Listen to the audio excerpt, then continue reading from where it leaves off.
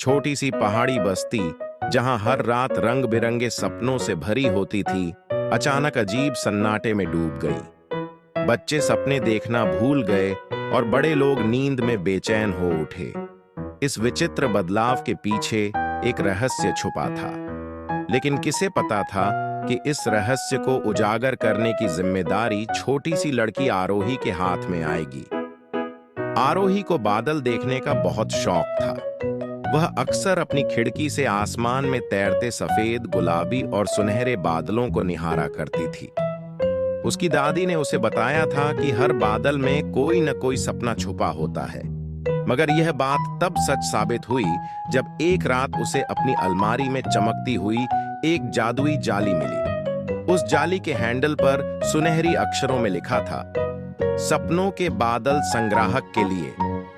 आश्चर्य से भरी आरोही ने जाली उठाई और खिड़की से बाहर झांका। उस रात आसमान में असामान्य चमक थी। अचानक एक नीला बादल उसके करीब आया और उसकी जाली में कैद हो गया। जैसे ही बादल जाली में आया, उसमें से मधुर संगीत की धुन सुनाई देने लगी। उत्सुकतावश आरोही ने बादल को छुआ और उसकी आंखों के सामने एक सुंदर सपना तैरने लगा। एक बच्चा खिलखिलाते हुए तितलियों के साथ खेल रहा था। वाह, यह तो सच में जादू है, आरोही ने खुशी से उछलते हुए कहा। लेकिन अगले ही दिन उसे गांव में अजीब सी उदासी महसूस हुई। बच्चों के चेहरों पर मुस्कान गायब थी और उनके माता-पिता चिंता में डूबे थे। आरोही ने अपनी दादी से पूछा तो उन्होंने गहरी सांस भरते हुए कहा, लगता है किसी ने हमारे सपनों के बादलों को चुरा लिया है।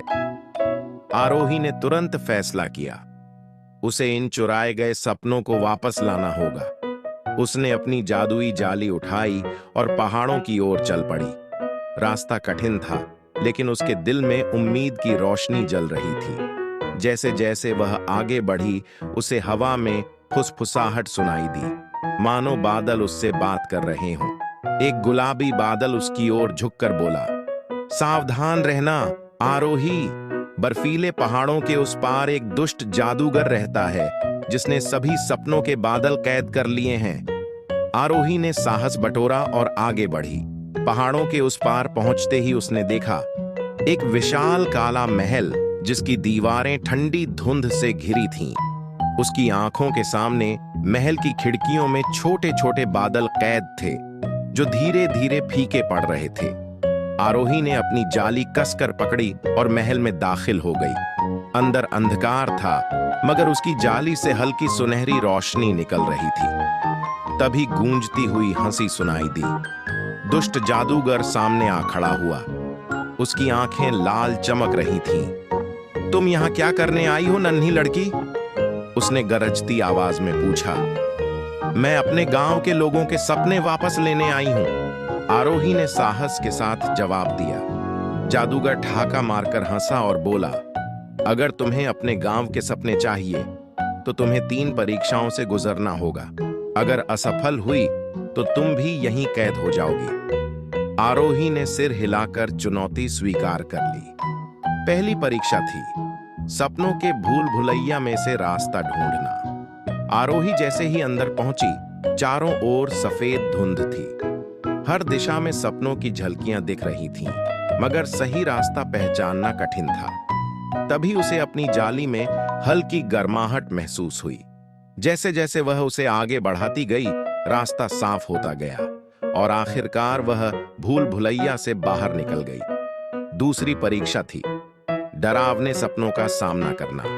आरोही के चारों ओर अजीब अजीब परछाइयां घूमने लगीं। डर के मारे उसका दिल तेज धड़कने लगा, मगर उसने अपनी दादी के शब्द याद किए, डर को हराने का सबसे अच्छा तरीका है उसे पहचानना और फिर उसे दोस्त बना लेना। उसने आंखें बंद कीं और परछाइयों से कहा, मैं तुमसे नहीं डरती। अगर तुम भी कभी अच्छे सपने देखना चाहते हो तो मेरी मदद करो। परछाइयां धीरे धीरे शांत हो गईं और रास्ता खोल दिया। अब बारी थी अंतिम परीक्षा की, सपनों की सही चाबी ढूंढना। जादूगर ने आरोही के सामने 7 सुनहरी चाबियां रखीं और कहा, सिर्फ एक चाबी से सपनों के बादलों को मुक्त किया जा सकता है। आरोही ने गहरी सांस ली और अपनी जाली को चाबियों के ऊपर घुमाया। अचानक एक चाबी हल्की सी चमक उठी। उसने तुरंत उसे उठाया और महल के दरवाजे की ओर दौड़ी। दरवाजा खोलते ही सभी बादल आजाद होकर आसमान में उड़ने लगे। गांव में फिर से रंग बिरंगे सपनों की बौछार होने लगी। बच्चे मुस्कुराते हुए सपनों में तितलियों के साथ खेलते और बड़े लोग चैन की नींद सोने लगे। आरोही अपनी खिड़की के पास बैठी अपनी जादुई जाली को देखकर मुस्कुरा रही थी। उसे पता था कि जब भी उसके गांव को सपनों की जरूरत होगी, वह हमेशा तैयार रहेगी।